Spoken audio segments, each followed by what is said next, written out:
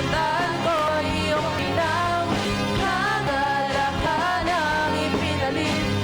At sa puso ko ngayon ay laging may bagong awit ng pagpupuri sa'yo. Pasasalamat ang alay ko sa'yo, walang katulad ng kabutihan mo. Binigyan bulan ang buhay ko ito, ako'y masasaya at magpupunyi pagkat kalungkutan ko iyong pinawi, kagalakan ang ipinalit. At sa puso ko ngayon ay laging may bagong awit ng pagpupuri. Kalungkutan ko iyong pinawi, kagalakan ang ipinalit. At sa puso ko ngayon ay laging may bagong awit ng pagpupuri sa'yo. Pasasalamat ang alay ko sa'yo, walang katulad ng kabutihan mo.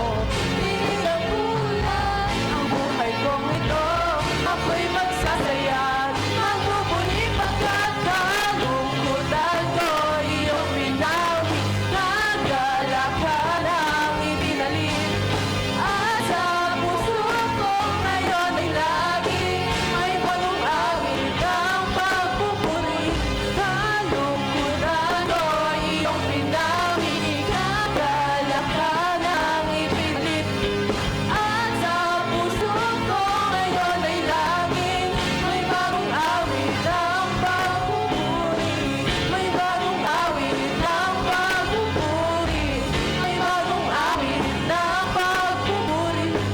May bagong awit ng pagpupuri sa'yo.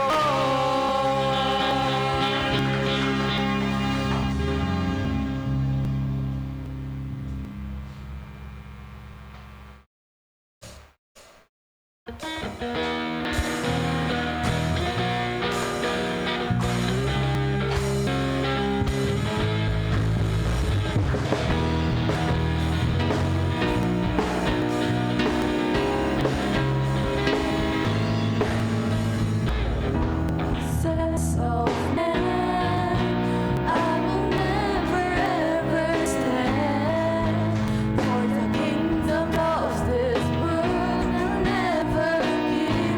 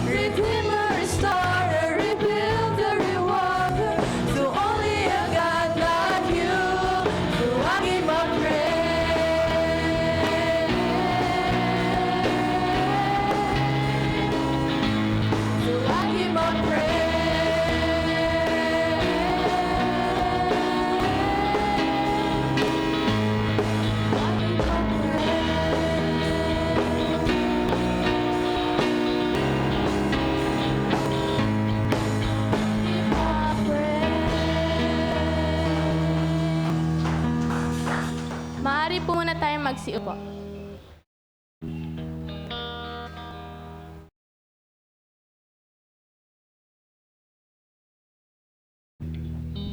Hello. Okay, blessed day, church.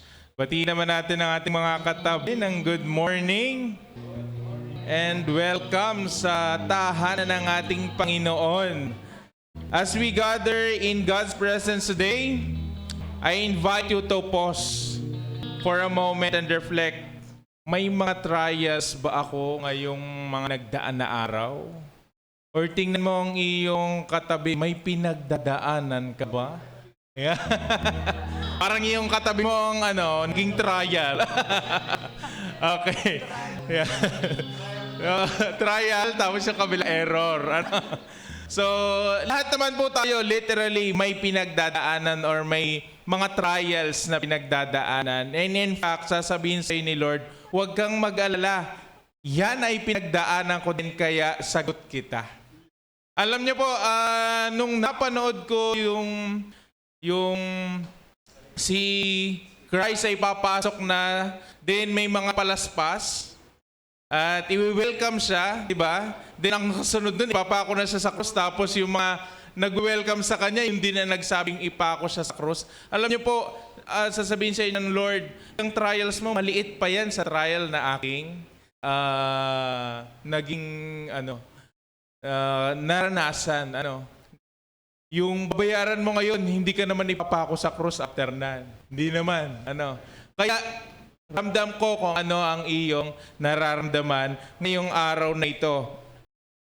Kaya po, in the season of waiting, a time of testing, or maybe you're carrying a burden that no one else seems to notice. Marami tayong mga trials na, mga Pilipino, di ba? Nagdaang bagyo, nakangiti. Pero marami ang dinadalang problema.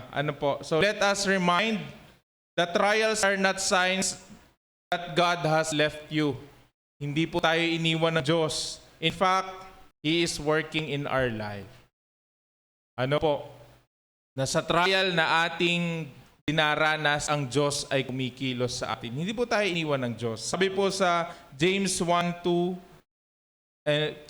verse and hanggang verse 3, consider it pure joy and my brother and sisters, whenever you face trials of many kinds, because you know that the testing of your faith produces perseverance. Pinagyayaman po nito ang ating pananampalataya sa ating Panginoon. Yes, trials can be painful.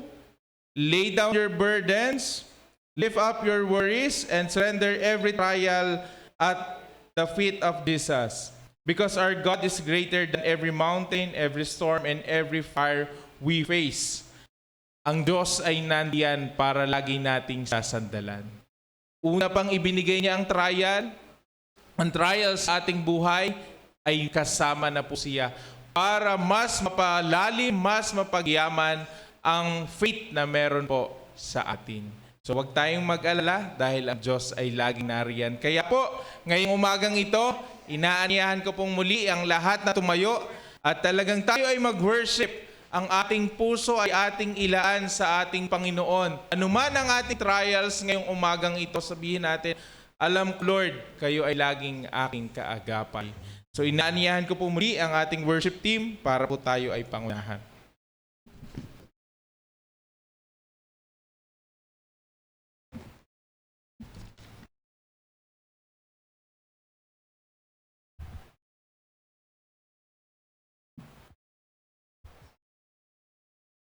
Sa mga sandaling ito, anyayahan natin ang ating mga puso na magnilay sa kabanalan ng ating Diyos.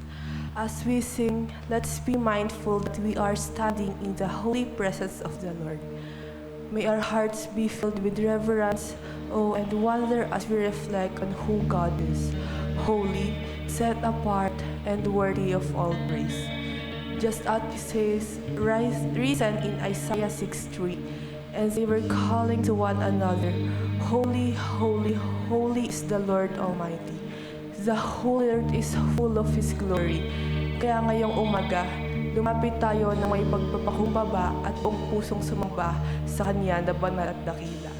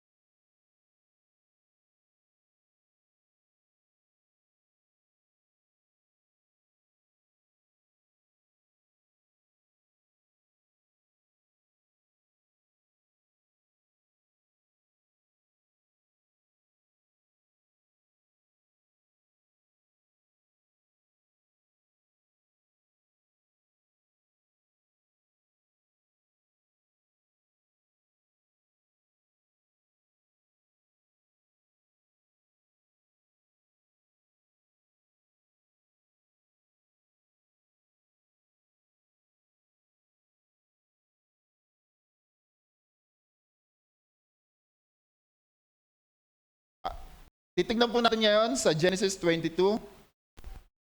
Sa buhay po ni Abraham. Tayo po dito, pagkalipas ng ilang panahon, sinubok ng Diyos si Abraham. Tinawag siya ng Diyos, Abraham, narito po ako, tugon naman niya. So yung makikita po natin doon sa verse, meron pong binanggit doon na ilang panahon. Bago po dumating yung test kay Abraham, sigurado ko alam po natin kung anong klaseng test to. Bago po sinubok ng Diyos yung pagtitiwala ni Abraham sa Panginoon, meron po dyan na ilang panahon, yan, ito pong ilang panahon yan, yun yung panahon, inihahanda po si Abraham sa pagsubok na yon. Yun ang maganda sa ating Panginoon. Ang ating Panginoon, hindi siya nanonorpresa. Hindi siya bigla na lang tayo bibigyan ng ganitong klase ng mahirap na sitwasyon. Hindi muna na tayo inihanda. Kaya, hindi na tayo magtataka, alam naman natin yung punto. Nung tinest si Abraham, ang pagsunod niya kaagad, hindi siya nakalinlangan. Bakit? Kasi yung mga panahon na yan, ihanda na siya ng Panginoon. So sa buhay po natin, lagi po tayong inihahanda ng Panginoon bago pa ibigay sa atin yung mga pagsubok. Ngayon, paano po tayo inihahanda ng Panginoon? So dito po papasok, ginagamit po ng Panginoon yung kanyang mga salita. Kaya ito pong salita ng Diyos, ito yung isang bagay na hindi natin talaga pinababayaan, na hindi po natin mabasa sa buong maghapon. Kasi kada magbabasa po tayo ng salita ng Diyos, dito po tayo inire-ready ng Diyos sa mga parating sa buhay natin. Kaya nga kapag ang isang tao, tsaka lang siya mababasa ng salita ng Diyos kapag meron na siyang problema, medyo mahirap na po yun. Kasi tsaka lang natin alamin. Samantala kapag alam natin yung paraanan ng Diyos, aware tayo na ang pagsubok talaga ay parte ng buhay, hindi po tayo mga questions sa Panginoon. Bakit? Kasi na-ready na po tayo. At sabi pa dyan, sinubok ng Diyos sa Abraham, tinawag siya ng Diyos. Ano sagot na Abraham? Narito po ako. Yung pagsubok po, hindi lang po ito, di ba, minsan ang calling natin ay mag-disciple, ministry, trabaho, pag-aaral, pagiging asawa, mga anak, ganun. Pero yung pagsubok po pala, ito po'y calling din sa atin. Tinawag din po tayo ng Panginoon para sa isang hamon. Ano yung hamon na yun? Araw-araw mararanasan po natin yan. So ibig sabihin, pag dumaan tayo sa pagsubok, hindi na tayo masisiraan ng loob. Bakit? Kasi naintindihan natin, parte talaga ito ng pagiging Christian. Calling natin, anong calling natin? Sabihin mo nga sa katabi mo, panawagan ng Panginoon, nasubukin ka. Yan. So panawagan siya. Pag naintindihan natin panawagan siya, hindi na tayo magtataka. Ano ang magandang tugon kapag tayo po'y nasa pagsubok? Kagaya po ni Abraham. Ano sabi ni Abraham? Lord, here I am. Pag tayo po nasa pagsubok, sa halip tayo magpumiglas, magreklamo, ang maganda po maging tugon natin, Panginoon, nandito po ako. Tinatanggap ko po ang pagsubok na binibigay niyo po sa akin. Kasi alam ko po na kayo ay mabuti. At kaya naman, sinabi sa kanya, isama mo ang kaisa-isa, pinakamamahal mong anak. Siguro pag na-imagine natin to, sige, paano to naging sobrang tinding pagsubok kay Abraham? Una po, nung kinausap si Abraham ng Panginoon, 75 years old, 100 siya nagkaanak. So sa math yun, na-miss ko tuloy si Fred. 25 years pong hinintay ni Fred. 25 years pong hinintay ni Abraham yung pinangako po ng Panginoon. Tapos palabas sa atin, ano sasabihin ng Panginoon? Kinukuha ko na yung blessing ko sa iyo. Wow! Grabe, parang ano siya, parang siguro kung nag-Facebook to, dami itong post patungkol sa ano. Diba, parang kahit ako hindi ko kasi kaisa-isa, sige po, Ate Janet, ilan po anak nyo? 3. Medyo madali kasi kung halimbawa sabihin sa inyo, Ate Janet sabihin sa inyo, halimbawa kinausap ko yung mamayang gabi ng Panginoon, ibigay mo sa akin si Jomar. Hindi, kunyari, Janice, bigay mo sa akin ang isa sa anak mo. Sino ibibigay nyo? Si Cedric kasi medyo palikot eh. Medyo madali pumili, bakit kasi? Madami. Pero sigurado ako, kahit gaano matigas ang ulo ng isang anak, alam niyo yung mga magulang, hindi din talaga kaya nila ibigay yan. Kasi mahal na mahal din nila yan eh. Kaya mahirap sa part ni Abraham. Pero alam niyo po, Alang-alang sa Panginoon, tignan niyo po ang ginawa ni Abraham. Umakyat kayo sa bundok, ihandog niyo sa akin. Maganda po kay Abraham, kapag dumating sa kanya pagsubok, nagpa-participate po siya. Minsan kaya pala tayo nahihirapan sa mga pagsubok kasi ayaw natin kasi makaisa sa Panginoon. Kasi nga hindi natin minsan naintindihan na ito, anak, parte talaga to ng buhay para umangat yung pagtiwala mo sa akin. Ngayon, ano pong tugon natin dito? Ito po magandang tugon, ihandog mo siya sa akin. Now the question might be, ano yung Isaac ngayon sa buhay mo? Na yung Isaac na yan, yung pagsubok na yan, magiging madali yan kung ibibigay natin sa Panginoon, kung ihahandog natin sa Panginoon. Hindi na ba natin alam saan tayo kukuha ng sunod na pang tuition? Umaring may conflicts, relationships, trabaho, tagal na tayo nag-a-apply, hindi pa rin matawag-tawagan. Ako ata yun. So, madami po tayong problema. Kaya nga po nung nag-drug test ako, sabi po na positive daw ako. Ha, positive? Addict daw ako, addict magturo. Kasi naka-4 na sana daw ako, tuloy pa rin.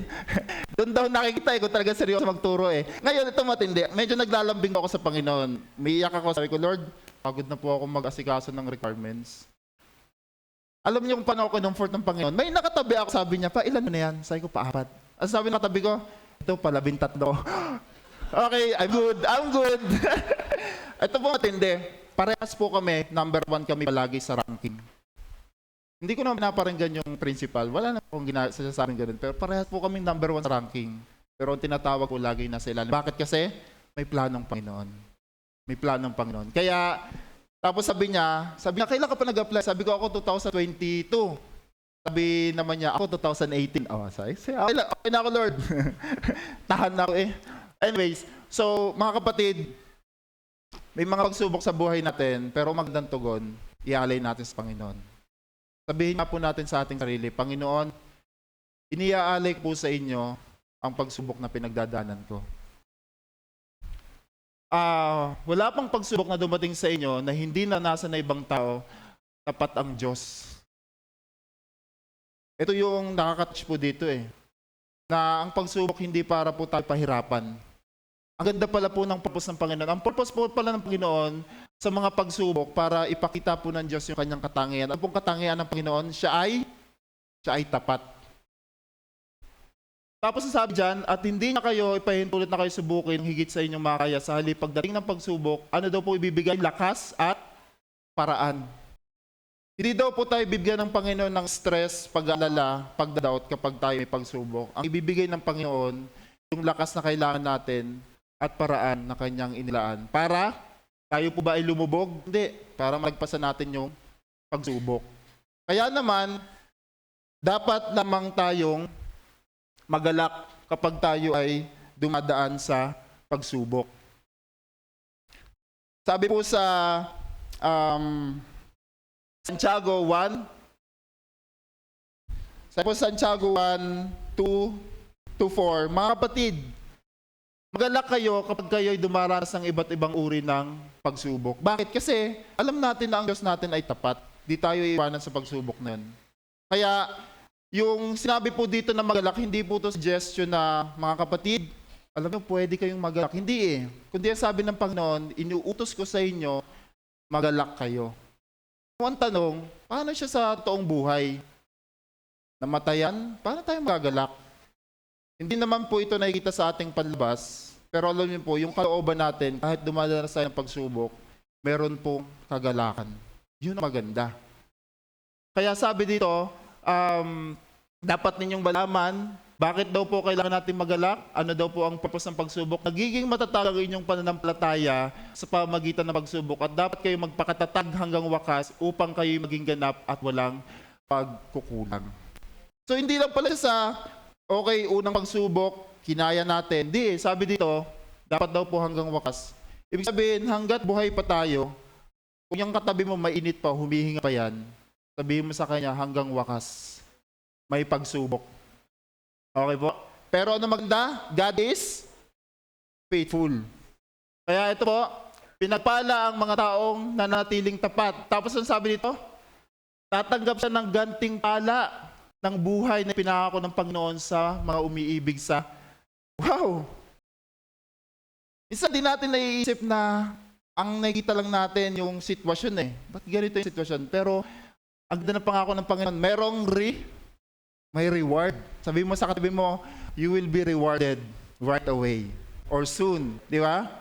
So, ibig sabihin, kaya pala siya sinabing magalak kayo. Kasi, pag may pagsubok pala tayo, may experience natin tapat ng Diyos, plus pangalawa, mayroong reward. Ngayon, ang tanong siguro, ano yung reward na ini-expect natin?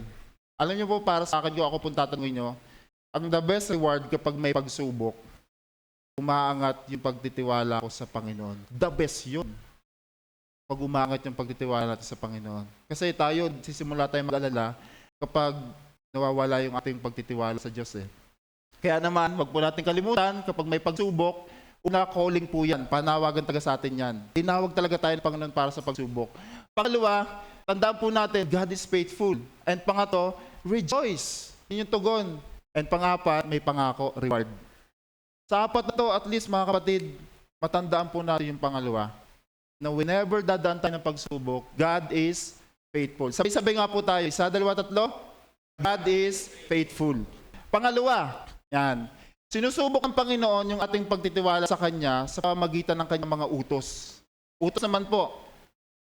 Kinabukasan, maagang bumangon si Abraham at nagsibak ng kahoy. Usually, kailan po tayo maagang bumangon? Kapag ang gagawin po natin ay exciting. Let me give you an example. Outing. Kaya natin gumising ng 3 a.m. Kapag Monday, excited sa trabaho, maaga gumising, tama, mga teachers, tama? Woo! Maaga tayong gumising kapag excited tayo sa gagawin. Now, imagine po natin to. Ano ang gagawin ni Abraham? Iaalay ang kanyang anak. Ang tanong ngayon, are you gonna be excited? May excited ba tayo? Iaalay natin yung anak natin? Hindi. Pero kita natin kay Abraham, ang pagtrato niya po sa kautusan ng Diyos, pinaghahandaan yung pagsunod. Kasi tignan po dito, inihanda niya ang mga asno, sinigurado niya lahat ng sinabi sa kanya ng Panginoon nakaprepare talaga. So ibig sabihin tayo din po, kaya tignan niyo, pag nakikinig tayo ng salita ng Diyos, nagdada tayo ng notebook, ng Bible, kasi paghahandaan natin, Lord, paano ito ngayon mamaya i-apply? Kahapon po sa Ignite, praise God, nag-aaral po kami, nag-training po kami patungkol sa gospel. Kasi kailangang paghandaan eh. Tapos, right away, lumabas po kami sa dito po kami pumunta sa may plaza. Siguro next week po, pakinggan natin yung testimony po ng mga lumabas kung ano po yung kanilang mga karanasan. Bakit? Kasi nga, ang pagsunod po sa Panginoon, hindi siya yung parang, sige, bahala na kung may opportunity. Hindi. Talagang kay Abraham, itong utos ng Diyos, paghahandaan ko to, paano ko to gagawin? Kailangan perfect. So, ngayon po, kahit sinabi na Abraham sa kanyang mga alipin, bantayan ninyo dito ang asno, at anong gagawin niya? Sasamba kami sa bundok. Yung ba ang sabi ng Diyos, sumamba ka? Hindi naman eh. Ang sabi ng Panginoon, ialay mo yung anak. Pero para kay Abraham, yung kautosan ng Panginoon, ito ay isang pagsamba pag sinusunod natin. Di ba gusto natin sumasamba sa Panginoon? One way of worshiping God kapag sinusunod natin ang kanyang mga salita. Sabi no, parang hindi ko imagine talaga na ganun pa yung kanyang prinsipyo na it is an act of worship. Wow. Bakit? Anong susi dyan? Sana po huwag tayo mag-focus kay Abraham. Hindi si Abraham ang bida dito. Ang bida dito, grabe yung katapatan ng Panginoon sa buhay ni Abraham. Kasi yung una, God is faithful. Sinabi ng anghel, huwag mong patay ng bata. Kasi bakit? Natitiyak ko ngayong handa kang sumunod. Yung mga utos po, ginagamit po ito ng Panginoon na pagsubok. Kumbaga, tinetas ng Panginoon yung ating pagtitiwala sa Kanya para ipakita po yung reflection, yung nilalaman ng ating puso. Kasi alam naman po ng Diyos kung ano talaga ang puso natin, kung masunurin tayo, hindi eh. Pero tayo minsan hindi po tayo aware. At ginagamit ng Panginoon yung Kanyang kautosan para, anak, minsan, akala mo talagang sumusunod ka sa akin, pero ito yung totoo. So nakikita po natin. Kaya dito nagkaroon ng katiyakan, talagang obedient si Abraham. Totoo talaga. Kasi sumunod po siya sa utos ng Panginoon. Kung iibig ninyo ako, tuparin ninyo ang aking mga utos. Tapos ang sabi din, mamuhay kayo ayon sa salita ng Diyos. Kung ito ay pinapakinggan lamang ninyo, ngunit hindi nyo sinasagawa, dinadaya ninyo ang inyong sarili. So tayo din ang talo. Ang maganda po sa Panginoon, Kapag po siya nagbigay ng utos, tayo din yung nakikinabang. Na-realize siguro po natin yun. Halimbawa, sabi ng Panginoon, mahalin niyo ako, wag niyong mahalin yung inyong mga magulang, yung inyong pamilya ng higit sa akin. Sabi ng Panginoon, dapat si Lord yung number 1 talaga pinamahal natin. So, pag mahal natin ng Diyos, susunod tayo sa utos. Anong utos ng Panginoon? Igalang at mahalin ang mga magulang. Tapos anong pangako? Yung anak daw magkakaroon ng magandang buhay at mahabang buhay. Tayo din nakikinabang. Akala lang natin minsan, napaka-demanding ng Panginoon. Bakit naman ganito, Lord? Di eh. Kung maintindihan lang natin ang pinakapuso ng Panginoon, ang kanyang mga kautusan ay para sa ating ikabuti. So hindi ito para po tayo ay parang higpitan o saklin. Kaya sapagkat hindi ang mga nakikinig, kundi ano sabi dyan, yung daw pong mga sumusunod, dito po makikita natin yung gospel. Na ang totoo pala po talagang naligtas. Ang isa po sa test, ibinibigay ng Diyos yung kanyang utos, tapos titingnan ng Panginoon kung susunod tayo. Kapag sumusunod po ang isang tao, ano sabi dyan? Ang siyang pinawawalang sala ng Diyos. Yung mga, ibig sabihin, hindi tayo naliligtas dahil sumunod tayo, kundi sumusunod na tayo dahil tayo ay naligtas. Ganda po yan. Kaya ano po ang mga katotohanan patungkol sa command? Yung mga utos po, paghandaan natin. Paano natin i-apply? Pangalawa, it is an act of worship. At pangatlo, dyan po inilalabas ng Panginoon para makilala natin kung sino talaga tayo, kung anong nilalaman ng ating mga puso. Lastly, consequences. Siyempre, alam niyo po, minsan ang highlight sa buhay ni Abraham, yung mga panahon na sumunod talaga siya eh. Pero alam niyo po, sa buhay niya, katulad po natin, meron din po siyang mga pagsuway. At ang mga pagsuway na ito, meron po palagi itong bunga. May parusa, may consequence. Kasi pag binasa po natin ng Bible, well, alam ko nagbabasa tayo lahat ng Bible, ang mapapansin po natin dito, una, ang Diyos po higit sa kasalanan. Ang Diyos ay nagpaparusa sa kasalanan. Pero ang Diyos ay nagmamahal din sa makasalanan. Sa mga tao na nanampalataya sa Kanya, grabe yung pag-ibig ng Panginoon. Kasi pag binabasa natin yung mga Israelites kung paano sila minahal ng Diyos, grabe, madudurog talaga yung puso natin. Kaya, paano po ito? Minsan, nakapaglaro kay Isaac Ismael, ang anak ni Abraham kay Hagar. Ito po yung nangyari, familiar po tayo dito. Pinangako ng Panginoon, magkakaanak sila. Kaso, yung asawa po ni Abraham na inip, nag-shortcut. Kumbaga siguro sa panahon natin, sige mag-amp na tayo. Hindi, pero dahil sa Abraham, hinayaan niya po na i-take over nung kanyang asawa, kasi siyempre lalaki yung binigyan ng leadership. Ang nangyari ngayon, nasunod yung babae. Sipingan yung ating si Hagar para magkanak tayo. Kaya dito po natin makita, yung pamilya ni Abraham, yan, nagkagulo-gulo na. Bakit? Kasi hinayaan niya na yung asawa niya ang magdesisyon. Samantala sa isang banda, pwede niya man ang kausapin, alam mo mahal, naintindihan kita, naiinip ka na wala pa tayong anak, pero hindi yan ang paraang Diyos eh. Kinakailangan sumunod tayo, bibigyan daw tayo, hindi sa pamamagitan ng babae na yan. Mga babae talaga, no? Joke lang. Sa Garden of Eden, si Adan sa Eva, sino nagdesisyon? Si Eva na naman. Pinakamalakas na bagyo, Yolanda. Presidente, Gloria. Joke lang po. Diba sabi ko nga, sa Garden of Eden, dapat nanindigan talaga si Adan eh. Na, kasi pwede, naisip ni Adan, siguro, hindi naman po nakasulat sa Bible. Siguro sabi ni Eva, hindi mo talaga ako mahal, ayaw mong kainin to. Ha? Hindi ka agad mahal. Sige, kung mahal mo ako, kainin mo nga. Sige na. Patay, nag-compromise na. And rest is history, kaya ang hirap ng buhay natin. Kaya pagdating natin sa langit, sino unang pupuntahan? Eva. Joke lang. Wag na. Okay. Labis tong ikinalungkot ni Abraham. Masat sa kanya. Bakit? Kasi yung anak niya na kailangan paalisin. Kasi nga, magulo. Ayaw pumayag ng kanyang asawa. Pero alam niyo maganda. Ang reality po, kapag tayo sumusuway sa Panginoon, may consequence talaga. Pero dito naman papasok kung gaano tayo kamahal ng Panginoon. Anong ginawa ni Abraham? Tumamba pa siya. Sa kabila ng consequence na kanyang naranasan. Minsan ang tao, kapag nakaranas na nung bunga ng kanyang ginawang pagsuway sa Panginoon, ay minsan lumalayo na ng tuluyan sa Panginoon, pinanghinaan ng loob, nagre-rebelde sa Diyos. Pero ang ginawa ni Abraham, pagkatapos ng lahat ng nangyari sa kanya, nag-worship pa siya. Ang tanong ngayon, sinong nasa likod ng pagsamba niya? Ang Diyos na kumikilos sa puso ni Abraham. Ganon din sa atin. Pwede ilan sa atin ngayon, nasa pagsubok talaga tayo. Pero bakit nandito pa rin tayo, nagagawa pa rin natin sumamba? Hindi dahil sa talaga tayo tapat sa Panginoon, hindi eh. Kundi dahil may Diyos na kumikilos sa ating puso. At sinasabi sa atin, you know what? Pwede kang pumili. Yung consequence na naranasan mo ngayon, magmumukmo ka, self-pity, o sasamba ka sa akin. And Abraham chose to worship God. Yun po maganda sa kanya. Kaya naman, nalimutan na ba ninyo ang panawagan? Ano pong panawagan ng Diyos? Sa inyo bilang mga anak niya, mga salita nagpapalakas ng loob, anak ko, huwag mong baliwalain ang pagtuwid ng Panginoon.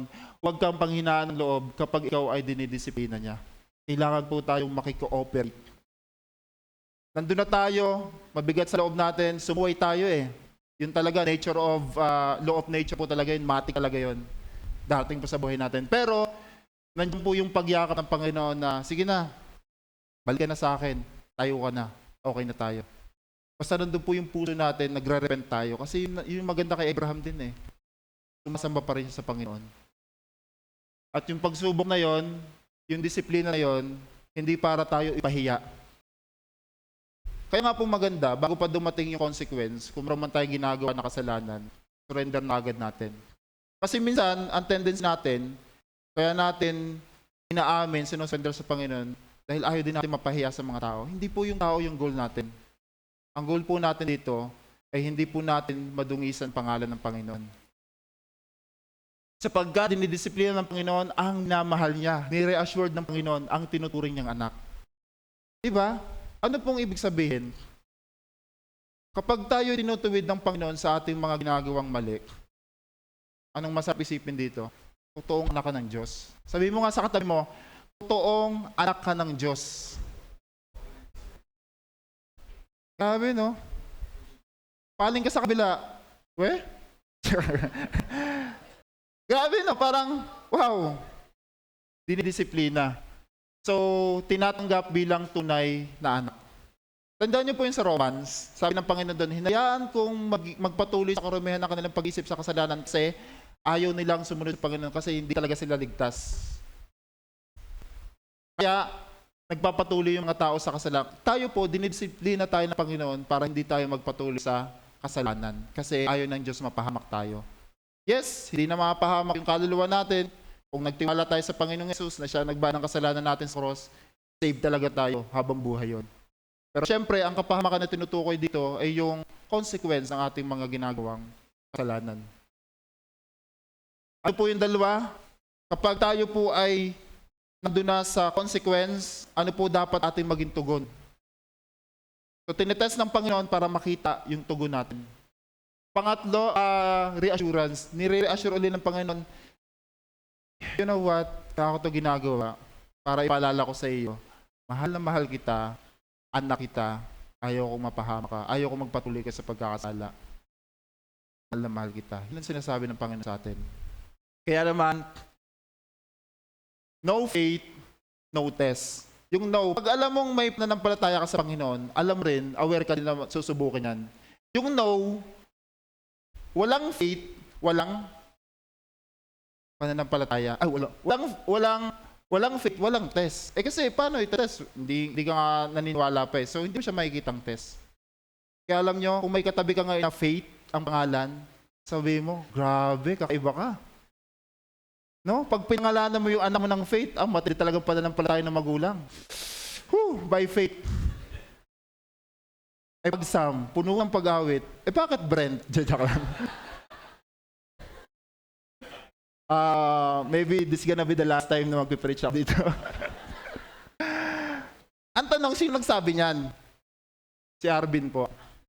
Si Arvin ang nagsabi niyan. So huwag niyo masyadong ano yan. Sa pangalan po natin, kapag ikaw teacher, lisensyado, usually ilalagay LPT sa huli. Sa atin po ganito, COG, Child of God. LBG, Love by God. AOG, Ambassador of God. HOG, Ear of God, tagapagmana ng Diyos. Ba't ko po nilagay yan? Pag tayo po dumaan, pag tinas yung faith natin, maalala pa lang natin, anak ng Diyos. Wow. Pangalawa, mahal na mahal ka ng Diyos. Pangatlo, kasi ambassador ka niya.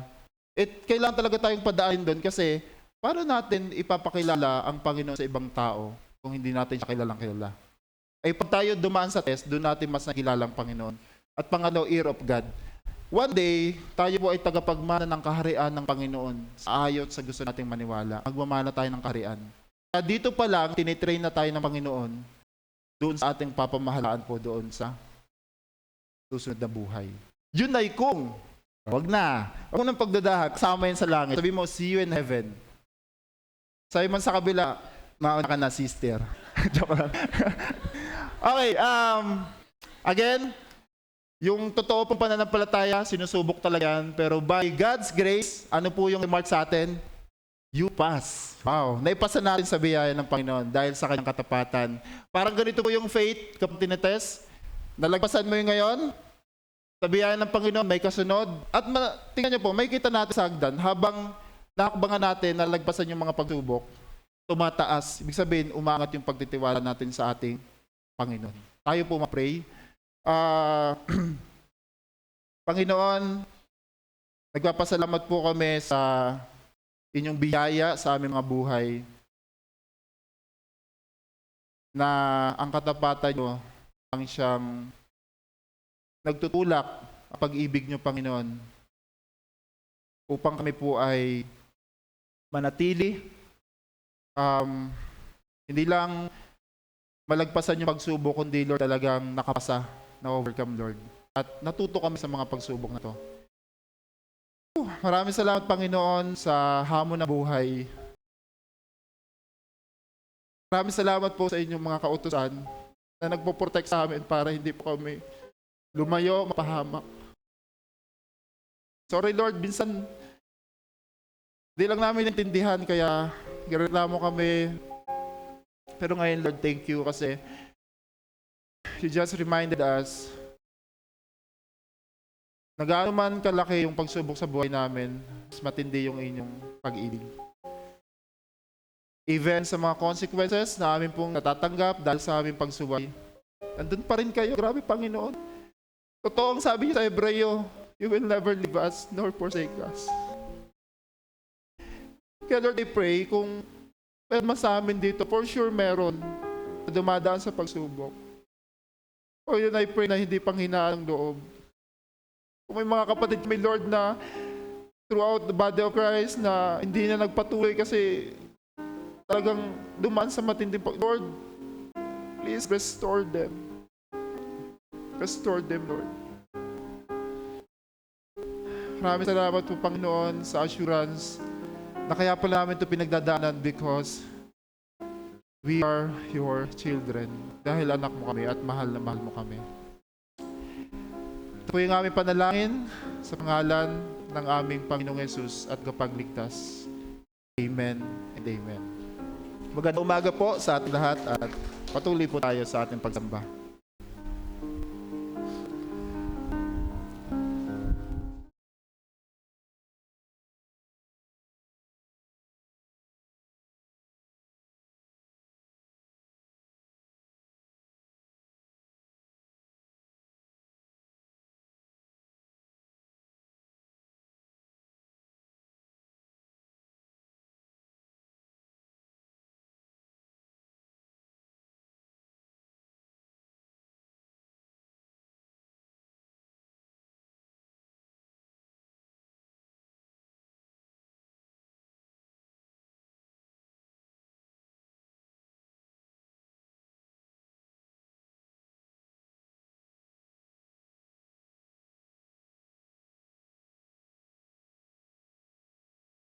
Atin pong basahin ang nakalagay po sa Deuteronomy 8:18.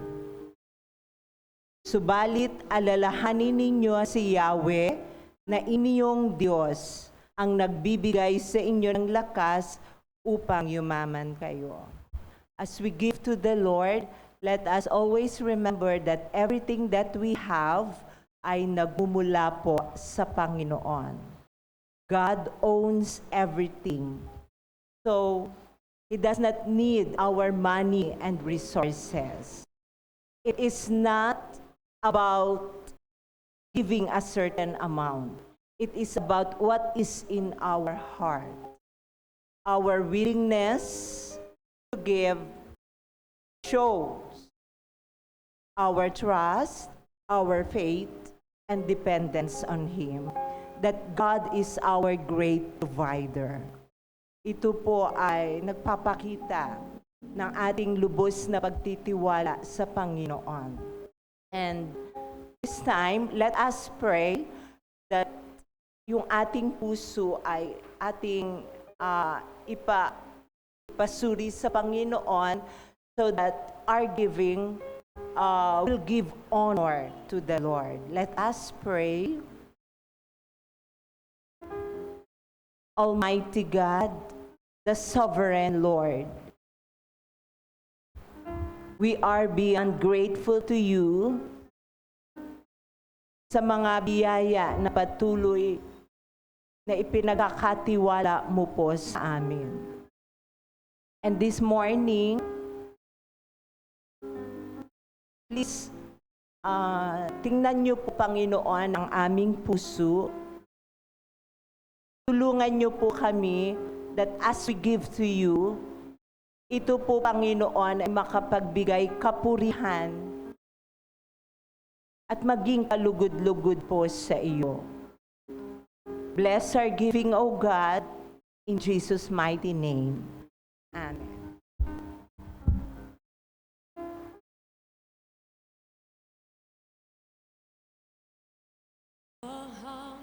Pangalan matutumbasan ang iyong kadakilaan ngayon at kailanman. Dakila ang pangalan ng Panginoon sa bawat oras, sa lahat ng panahon. Sisigaw, hahayag, dakila pangalan ni Jesus. Itataas, itatanghal, dakilang pangalan ni Jesus. Sisigaw, ihahayag, dakilang pangalan ni Jesus.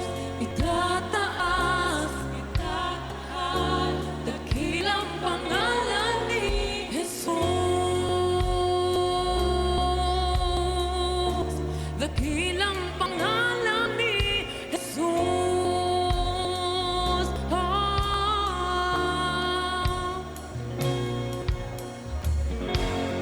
Aming Diyos at Hari, tagapagligtas, lahat ng saninlahi, sabay Hello, na magandang umaga po sa inyo lahat. At salamat po sa Panginoon sa kanya pong salita. Tayo po'y tumayo, magwawakas po tayo sa panalangin at tayo po ay lumapit sa Panginoon. Aming Ama, sa umagang ito, nagpapasalamat po kami sa inyong biyaya, sa iyong kabutihan, sa inyong pag-ibig, na sa gitna, Panginoon, ng mga pagsubok na aming pinagdadaanan, Ikaw, Panginoon, ay mabuti, matapat at matulungin, Panginoon Diyos. Alam niyo po, Panginoon, yung aming mga kahinaan, mga bagay na where we struggle, especially during trials, Lord. But your grace and your strength, Lord, are very sufficient to help us, Lord, so that we can cope up, Lord God, with any trial that we are encountering. Salamat, Lord, talaga ang banal na Espiritu, ang aming lakas, ang aming gabay, Panginoon, ang aming wisdom, O Lord God. Panginoon, sa oras na to, igawad po ninyo yung kapayapaan, Panginoon, sa bawat isa, yung kaaliwan, Panginoon Diyos, sa mga pamilya, Panginoon, na may pinagdadaanan, mga may karamdaman, Panginoon, may mga pangangailangan. We also pray for healing upon those families, Lord God, na sila po'y may karamdaman o yung mahal nila sa buhay may karamdaman, Panginoon. Most of all, Lord, we pray doon sa bawat isa na dumadaan sa mga pagsubok, Panginoon. Dalangin po namin talagang itaas niyo po yung antas sa nilang pagtitiwala, antas ng pagsunod, Panginoon, at talagang antas, Panginoon, ng patuloy na commitment, Panginoon, yung talagang kami po ay patuloy na maging tapat, Panginoon Diyos, sa gitna, Panginoon, ng mga pinagdadaanan po namin. Amin pong inilalapit sa inyo, maging ang aming bansa, lalo po, Panginoon, sa mga lugar na hanggang ngayon po binabaha, Panginoon, binagyo, Panginoon Diyos, O God, dalangin po namin yung kaliwan. When we pray, Lord God, for this country, talagang tulungan niyo po sa mga pinagdadaanan po namin. Kayo po ang patuloy na gumabay, Panginoon. The Philippines is for Christ. At naniniwala kami, Panginoon, na hindi niyo po babayaan ang bansang ito, Panginoon. We pray for Cambodia, Lord God. Kahapon, Lord, kita ko po yung aming pinuntahan church, Panginoon, sa Cambodia. They are asking for prayer kasi, Lord, there's a war, Lord, between Cambodia and Thailand, Lord God. Dalangin po namin, Lord, ang dami na pong namatay, Panginoon. Ang dami na pong na-displaced, Lord God. May mga hospital, school, tinamaan, Panginoon, Lord God, nung gera. We pray, Lord God, talagang tulungan niyo po that there will be truce, Lord God. Talagang magkaroon ng kapayapaan sa dalawang bansang ito. We also pray for India and Pakistan, Lord. Talagang ongoing yung war po nila. Dalangin po namin, Panginoon, O God, yung talagang kapayapaan. Marami pong naapektuhan na po, lalo po doon sa Kashmir region, na kung saan, Panginoon, yung mga tao na di-displace din at namamatay, Panginoon, dahil po sa gerang ito, Lord God. Lord, we also pray for Ukraine and Russia. Ganon din po, Panginoon, Lord, yung gerang ito, Lord. Dalangin po namin, ang dami pong mga Kristiyano, Panginoon, talagang naapektuhan din po, Panginoon, sa Sudan po, Panginoon, pinipersecute sa Nigeria, Lord. May pinasok na church, Panginoon, sinunog at pinatay po yung maraming Kristiyano doon. Lord, kahabagan niyo po, Panginoon, ang mga taong ito, Lord, tulungan niyo sila, Panginoon, Lord. Kayo po ang kumilos, Panginoon Diyos, O God. Kaya kami naniniwala, ang basa po namin ay para kay Kristo, Panginoon Diyos, O God. Dalangin po namin, kami mga Pilipino, gamitin niyo, Panginoon Diyos, O God, upang dali na mabuting balita, Panginoon, at pag-ibig ni Jesus, Lord, sa mga taong ito, Panginoon Diyos, O God. Hallelujah! Hallelujah, O God. Lord, we also pray, Lord God, for the peace in Israel, Lord God. Panginoon, yung problema na sa Gaza, yung problema sa Yemen, yung problema sa Iran, Panginoon, O God. Yung problema, Panginoon, sa mga bansa, Panginoon, sa Lebanon, sa Syria, Panginoon. Lord, yung mga Druze, Panginoon, yung mga minority ito, Lord. Ito po yung mga Muslim, pero humingi sila ng tulong, Panginoon, sa Israel, Lord. Kasi sila pinapatay, Panginoon, ng kapwa nila mga Muslim. Lord, dalangin po namin ang kapayapaan, Panginoon, sa gitnang silangan, Lord God. Lalo na, Panginoon, sa Jerusalem, na kung saan ito po, it is your city, O God, Lord. Salamat, Panginoon, sa iyong biyaya at Panginoon, sa sanlingkod to, Lord, amin po pinagkakatiwala sa inyo. Gabayan niyo po kami. Ingatan, Panginoon, kami at aming mga mahal sa buhay. Anumang gawa ng kaaway, Panginoon, sinasaway po namin sa pangalan ni Jesus, O God. Thank you, Lord. Ito po aming dalangin sa pangalan ng Ama, ng Anak at ng Santong Espiritu. Magsabi po tayong Amen. Amen. Palapan po natin ang Panginoon. Maupo po tayo para po sa ilang magbabalita po. Okay, amen. Ano po, muli po palakpakan natin ang ating Diyos na buhay at very faithful po sa ating lahat. At ngayong umaga pong ito, sa ating bago po tayo mag-announce, congratulate niyo ang inyong katabi kasi in every trials, meron tayong Diyos na kaagapay. Ano kaya pwede natin sabihin sa ating mga katabi? Congratulations. Ang trial ay nandan, pero ipapanalo ka ng Diyos. Ano po? At alam po na reflect ko lamang sa ating lesson ngayon na talagang ang Diyos ipinapakita even in His creation.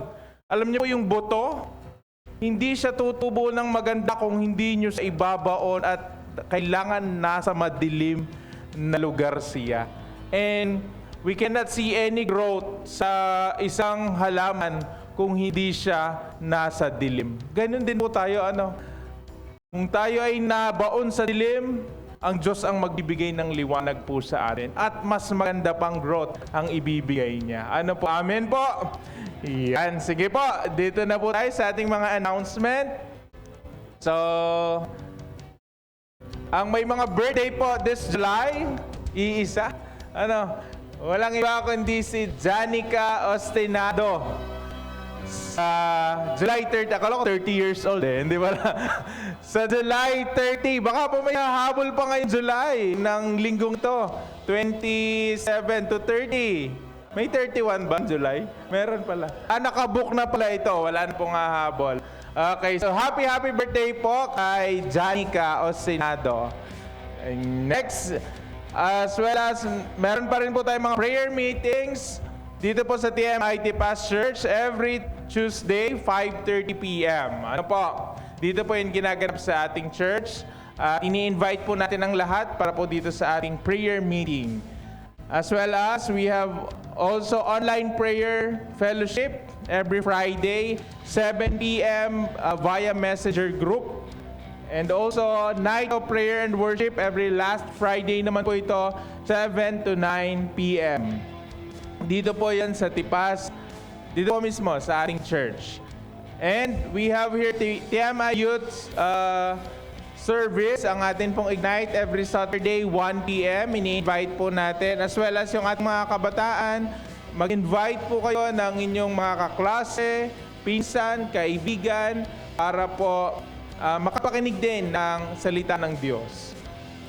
And then, okay,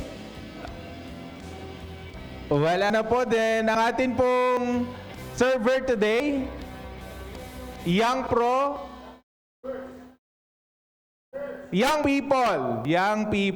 Okay, so hindi pala Young Pro, Young People. So taas nga ang kamay ng mga Young People. Wala na tumaas, isa dadalawa nung magse-serve. Okay po, so ngayon naman po, sa atin pong fellowship or groupings, tayo po ay pupunta sa ating mga ministry. Di ba tayo po ay in-interview, tayo po ay pumili ng ating mga ministry na pupuntahan. So ngayon, by group po, by ministry, pupunta po tayo sa ating mga ministry leaders. Okay po? So, we have how many ministries nga po dito sa ating church? Parang 10 yata, halos 10. So, atin pong i-delegate by position yung ating mga ministry. So, unahin na po natin. Siguro dito ang music ministry. Nag-request si Angela. Okay, dito po sa kabila ang sa ushering. Then isunod po natin doon ang food ministry. Sa kabila po ang transpo. Then sa kabila po doon, children's ministry, prayer ministry sa kabila, finance ministry, wag natin kalimutan, namin nga pala yun. Napakarami naming member. Then evangelism po doon sa may likod. And then tech team.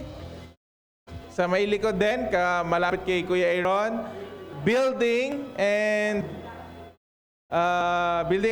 construction. Meron na po, food po ay dito. Meron na rin po, doon po kami. Yan, production. Okay, ang production po, dito na tayo sa may bandang huli. Ano po? Meron po ba akong nakalimutan?